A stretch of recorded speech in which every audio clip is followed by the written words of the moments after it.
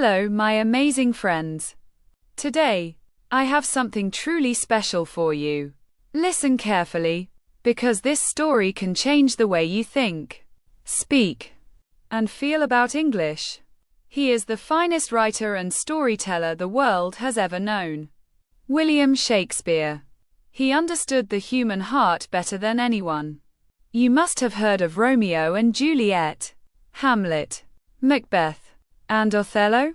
These are not just old stories. They are reflections of life itself, filled with love, power, jealousy, betrayal, ambition, and truth. Everything that makes us human. His words changed English forever. Many phrases we use today came from his brilliant mind. But how did an ordinary boy become the greatest writer in history? He wasn't born rich. Nor did he attend a grand university. Yet, his name became famous all over the world. So, if you're learning English, if you ever struggle with words, or wonder how to express yourself, this story is for you. Because Shakespeare too started as an ordinary boy, full of dreams and curiosity. This is a story of struggle, passion, and unstoppable creativity. So sit back, relax, and listen carefully. This story will not only improve your English listening skills, it will fill you with inspiration. It was a cool day in April 1564. In a small English town called Stratford-upon-Avon, a baby boy was born to John and Mary Shakespeare. They didn't know their son would one day change the world. They named him William Shakespeare. Stratford was a quiet little town with narrow streets, wooden houses, and a gentle river. The people were simple: farmers, traders, and craftsmen. William's father, John Shakespeare, was a glove maker, hard-working and respected. His mother, Mary Arden, came from a farming family, kind and strong. William was the third of 8 children. The house was full of laughter and chatter. But young William was different. He was curious. He watched everything: how people talked, laughed, and cried. That deep curiosity would one day make him the greatest playwright of all time. In those days, there were no TVs or phones. People found joy in stories and performances. Traveling actors would come to town and perform plays in the streets. Little William would stand in the crowd, eyes wide with excitement. Each story made his imagination stronger. At 7, William started school. The small classroom had wooden benches and a strict teacher. He studied Latin, history, poetry, and literature, and loved it. He read about ancient Rome and Greece, discovering writers like Ovid, Plutarch, and Virgil. Their stories inspired him deeply. But William wasn't just a bookworm. He loved nature, walking by the river, listening to birds, running through fields. Yet deep inside was a hunger for words, stories, and meaning. Then trouble came. His father's business began to fail, and money became scarce. William saw the worry on his father's face and learned early that life is full of ups and downs. Instead of losing hope, he observed, felt, and grew wiser. Even as a child, William had a gift for words.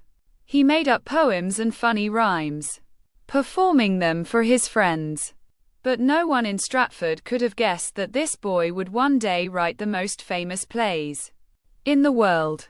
By 14, he had read many books, heard countless stories, and watched actors perform. But home life was hard. Debts were growing, and comfort was fading. William realized that nothing in life is permanent. Not money, not success, not even happiness. Then, at 18, he fell in love. Her name was Anne Hathaway. Intelligent, kind, and beautiful. but 8 years older. In those times, such love was unusual. Soon, Anne became pregnant before marriage, and society was strict about such things. So, they married quickly in November 1582. 6 months later, their first child, Susanna, was born.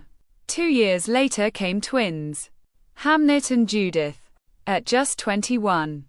William was a husband and father of 3. Life was moving fast, but there was one big question. How would he support his family? He didn't want to become a glove maker like his father. He had no land, no title, no wealth, but he had words. Powerful, imaginative words. And those words would soon take him on a journey that changed his life forever. William Shakespeare, the legend of words. After his marriage and the birth of his children, William Shakespeare's life took an unexpected turn. No one really knows what happened between 1585 and 1592. These years are often called the lost years of Shakespeare's life. But one thing is clear. This was the time when his journey toward greatness truly began. Historians and scholars have guessed many things about what he did during those missing years. Some say he became a teacher. Others believe he worked as an assistant in a lawyer's office. A few think he joined a traveling group of actors and performed in small towns. But perhaps the truth is simpler. Maybe he was just a young man trying to survive, trying to find his place in the world. He had a wife, 3 children, and almost no money. The small town of Stratford-upon-Avon could not give him what he wanted. Deep inside, he felt a fire, a dream that could not stay small. So, sometime in the late 1580s, William Shakespeare left his hometown and traveled to London, the big city full of lights, noise, and opportunities. It was the heart of England, the center of trade, power, and, most importantly, theatre. When Shakespeare reached London, he was still a young man, unknown, poor, and full of dreams. The streets were crowded with people from every background. Rich nobles, merchants, beggars, thieves, and artists. The smell of food, horses, and river air filled the city. It was dirty, noisy, and alive. The theatre was becoming the most exciting part of London's culture. People loved watching plays. There were small open-air theatres where actors performed stories of kings, heroes, and fools. William needed work. He started doing small jobs, holding horses for rich people who came to see plays, helping stagehands prepare sets, and cleaning the stage after performances. It was hard, but he watched, listened, and learned. He saw great actors perform and understood how they spoke, moved, and made people feel. He studied everything: the words, the rhythm, the reactions of the audience. Slowly, he began to write. First small parts, then entire plays. By 1592, people in London's theatre world had started talking about a new writer. A man from Stratford who was writing powerful plays full of emotion and life. He wasn't from a royal family or a famous university. He was just William Shakespeare, the man who could make words dance. His early plays, like Henry VI, The Comedy of Errors, and Richard III, caught everyone's attention. They were dramatic, funny, and filled with passion. Even famous writers of the time noticed him. One of them, Robert Greene, wrote a jealous comment, calling Shakespeare an upstart crow, meaning a nobody trying to act like a great writer. But Shakespeare didn't stop. He kept writing, kept improving, and his words soon silenced every critic. As his fame grew, Shakespeare joined a theatre company called Lord Chamberlain's Men. It was one of the most popular groups in London. He wasn't just a writer. He also acted in his own plays. In 1599, with his friends and fellow actors, he helped build a new theatre, the Globe Theatre. It became the centre of his success and the home of his greatest works. The theatre stood on the banks of the River Thames, round in shape, open to the sky, and full of energy. People from all classes came to see his plays. Poor workers stood near the stage, while rich nobles sat on the balconies. But everyone laughed, cried, and cheered together. His stories touched every heart, rich or poor, young or old. Shakespeare's plays were different from anything people had seen before. He understood the human mind, the way people love, hate, dream, and fear. He wrote about kings and clowns, lovers and killers, heroes and fools. He showed that life is not just good or bad. It is a mix of both. He created unforgettable characters like Hamlet, Romeo, Juliet, Macbeth, and Othello. They were not just names in a story. They were mirrors of real people, full of emotion, mistakes, and dreams. His language was magical, full of rhythm and beauty. He invented over 1,700 new words and many expressions that we still use today, like break the ice, heart of gold, wild goose chase, and in a pickle. Every play he wrote made English richer, stronger, and more alive. But success didn't change Shakespeare completely. He remained calm and private. He loved his work, but he also missed his family in Stratford. Even though he became famous, he never forgot his roots, the small town where his story began. He earned money, bought a big house for his family, and made sure they lived comfortably. But his heart stayed between two worlds, the busy theatres of London and the peaceful fields of Stratford. By the late 1590s, William Shakespeare was not just a playwright. He was a legend in his own time. Crowds filled the theatres to see his plays. Actors loved performing his words. Even Queen Elizabeth I admired his work. But his journey was far from over. The coming years would bring his greatest masterpieces, his deepest sorrows, and his everlasting fame. The Golden Era. Masterpieces, challenges, and inspiration. By the beginning of the 1600s, William Shakespeare had become the shining star of English theatre. His name was known all across London. Every new play he wrote drew huge crowds. People waited eagerly for his next story, for his next line of magic. But with success came pressure.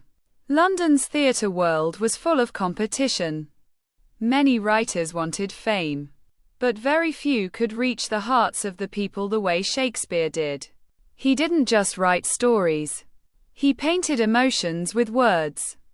Between 1599 and 1610, Shakespeare created some of his greatest works, plays that would live forever. He wrote Hamlet, Othello, Macbeth, King Lear, Julius Caesar, Twelfth Night, As You Like It, and Romeo and Juliet.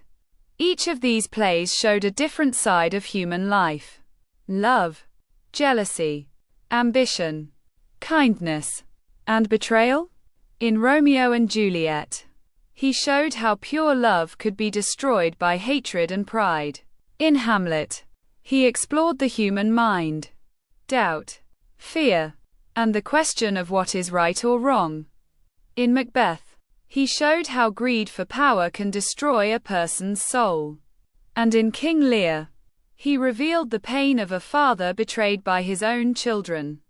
Every play felt alive because Shakespeare understood life deeply. He could see beauty in sadness, courage in tragedy, and wisdom in pain. While Shakespeare's plays made him famous, his poems made him immortal. He wrote 154 sonnets, short poems full of emotion and truth. Through them, he spoke of love, time, friendship, beauty, and loss. His words were not just for scholars or kings. They were for everyone.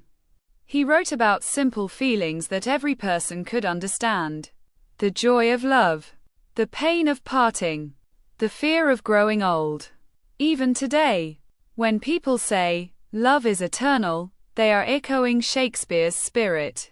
One of his most famous lines was, "Shall I compare thee to a summer's day? Thou art more lovely and more temperate." In these words, love feels pure and timeless, just like his art. But life was not always bright for Shakespeare. Around 1603, tragedy struck England. A terrible plague spread through London, killing thousands. Theatres were closed, and actors had no work. For a time, the city was silent. No laughter, no plays, no crowds.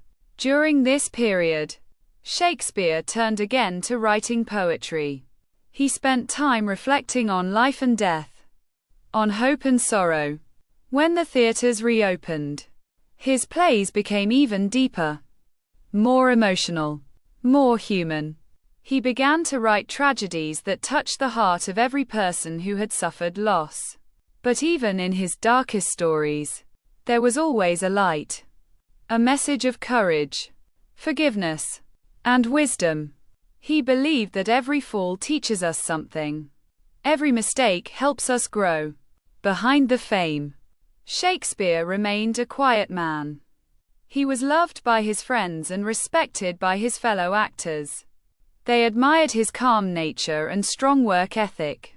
He never showed pride or arrogance. To him, every play was teamwork. Every actor, every stage worker mattered.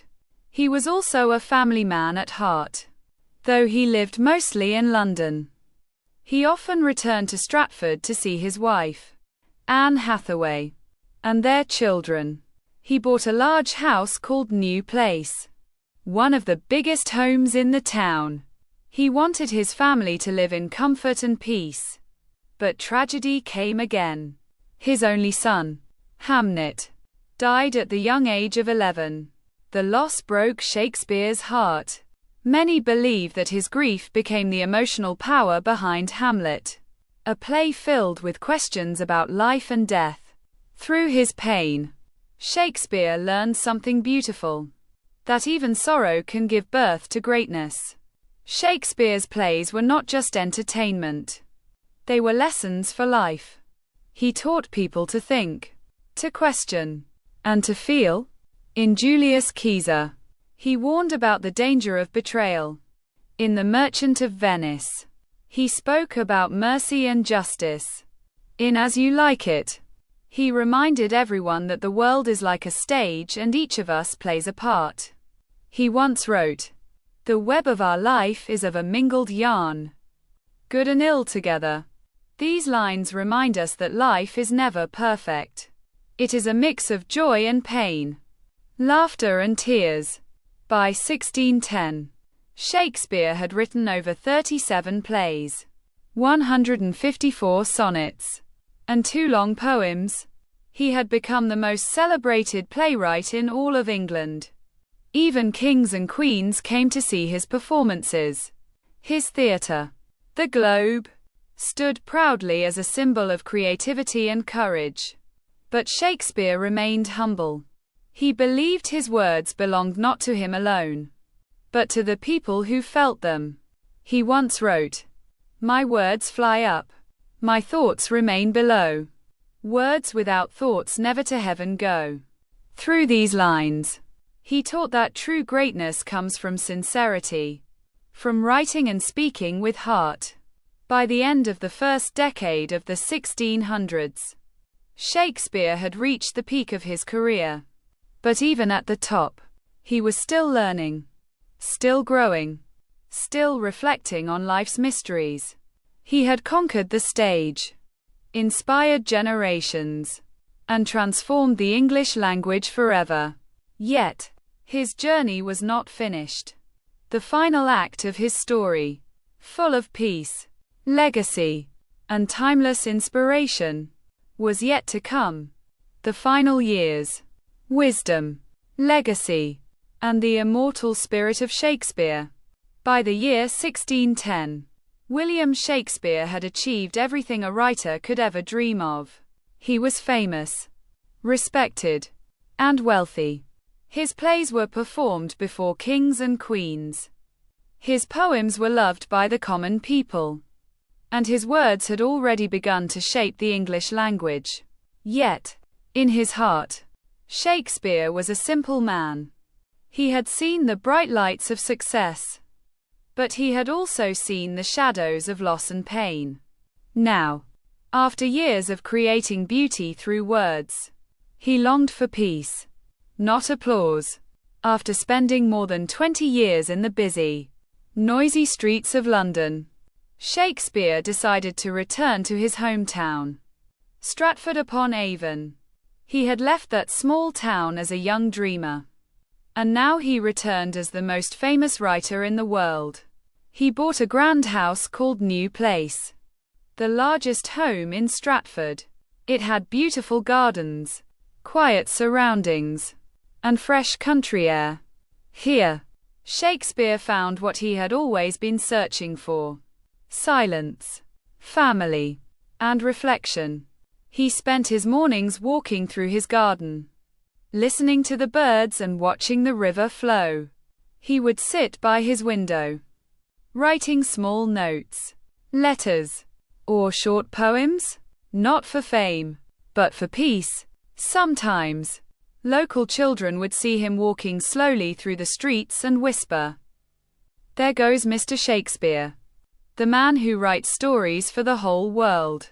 He smiled at them kindly, but never proudly. Even in his later years, Shakespeare could not stop writing. Words were his life, his way of breathing, his way of thinking. Between 1610 and 1613, he wrote some of his most thoughtful and magical plays. These plays were different from his earlier tragedies. They were calm, gentle, and full of forgiveness, as if he was saying goodbye to the world with peace in his heart. One of these plays was The Tempest. It told the story of a wise man named Prospero, who had power over nature but chose forgiveness over revenge. Many people believe that Prospero represented Shakespeare himself, a man full of wisdom, ready to forgive the world and retire with love. In another play, The Winter's Tale, Shakespeare spoke about second chances, how people can make mistakes but still find redemption through love. These final works were full of emotion, but also of light. They showed that true greatness lies not in power, but in understanding, forgiveness, and peace. In 1613, tragedy struck again. The Globe Theatre, Shakespeare's beloved home of creativity, caught fire during a performance of Henry VIII. Within hours, it was completely destroyed. For most people, this would have been heartbreaking. But Shakespeare had already learned one of life's deepest lessons: that nothing lasts forever. He knew that even though the building was gone, the stories, the words, and the emotions it carried would live on forever. He quietly accepted the loss and said goodbye to London. He never wrote another major play after that. It was as if his pen had finally completed its purpose. In 1616, when he was 52 years old, Shakespeare's health began to weaken. Some say he caught a fever after attending a dinner party with friends. Others believe it was simply age and exhaustion. As he lay in his bed at New Place, surrounded by his family, he looked peaceful. He had lived a full life. A life of dreams, of words, of meaning. He knew that his time had come, and he was ready. On April 23, 1616, the same date he was born 52 years earlier, William Shakespeare took his final breath. The man who gave the world Romeo and Juliet, Hamlet, and Macbeth closed his eyes for the last time. The news spread across England. People cried. Churches rang their bells. And actors performed his words in his honor. He was buried in Holy Trinity Church in Stratford, the same place where he had been baptized as a baby. On his grave, he wrote his own final words. A warning to anyone who might disturb his rest.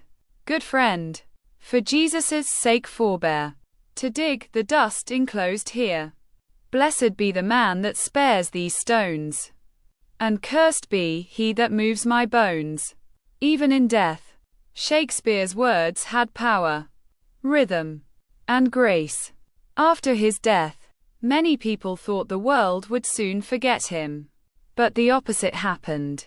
Just 7 years later, in 1623, two of Shakespeare's friends and fellow actors collected all his plays and published them in a single book called The First Folio. This book saved his work from being lost forever. Without it, we might never have known Hamlet, Macbeth, or The Tempest. Because of that book, Shakespeare's words have survived for more than 400 years. Today, his plays are performed in every country, in every language.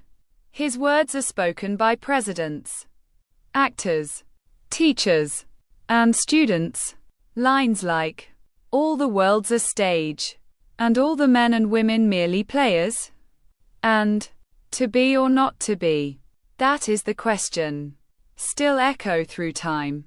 Shakespeare's language became the heart of English itself. He invented over 1,700 new words and hundreds of phrases that we still use today. Like lonely, heart of gold, break the ice, and wild goose chase.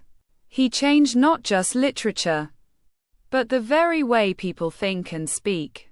If Shakespeare were alive today, he would have one message for all of us. Never stop dreaming.